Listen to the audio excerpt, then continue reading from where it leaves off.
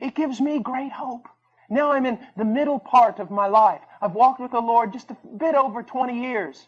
And there is enough in my life to discourage me to think that I'll ever make much progress. But there is Scripture that calls me on to hope that I will make progress. That in the end of my days, Paul Washer will be pleasing to God, because it is a thing that the Lord will see to.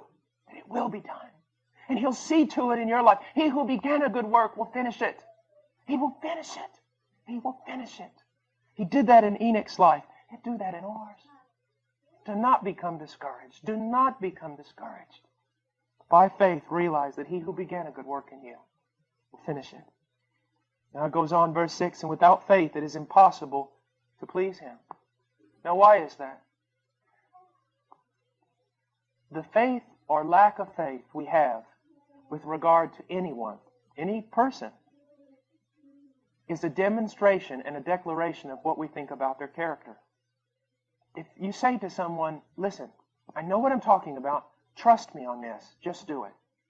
And they say, well, I just don't know. You're saying something about their character. You're saying something about their ability. You're not just denying that you want to do something. You are saying something about their character. It is impossible to please God without faith, because if you do not have faith, you're saying God is not worthy of trust.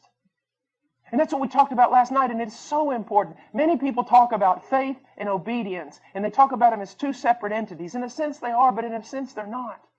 Why do I obey God? Because it's the right thing to do? That's legalism. Why do I obey God? Because I love Him? Yes, Jesus said that. But let's throw in another element here. I obey God because I believe Him.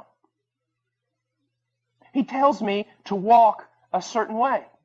Or He tells you to walk a certain way. You do that not just because obedience for the sake of obedience. You are obeying Him because you believe that what He says is right. When you disobey God, you're looking up at Him and you're saying, as I said last night, one of two things. One, God, you are ignorant. When you do not obey God, you're saying, God, you simply do not understand. That's one possibility. When you disobey God after He has told you to walk a certain way, you're saying, you just really don't know. Or you're saying, God, you know, but you're evil.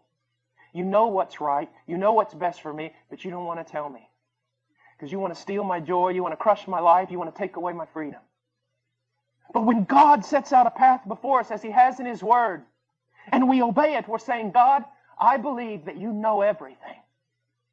And that there is no error in you. And I believe, God, that you are good. There is no darkness in you at all. That what you tell me is the best thing for me, the wisest thing for me, and I will do it because I believe you. When you believe God, or when you do not believe God, you are screaming out what you believe about His character. He's trustworthy, or He's not. He's all-knowing, or He's not. See, that's why disobedience is so vulgar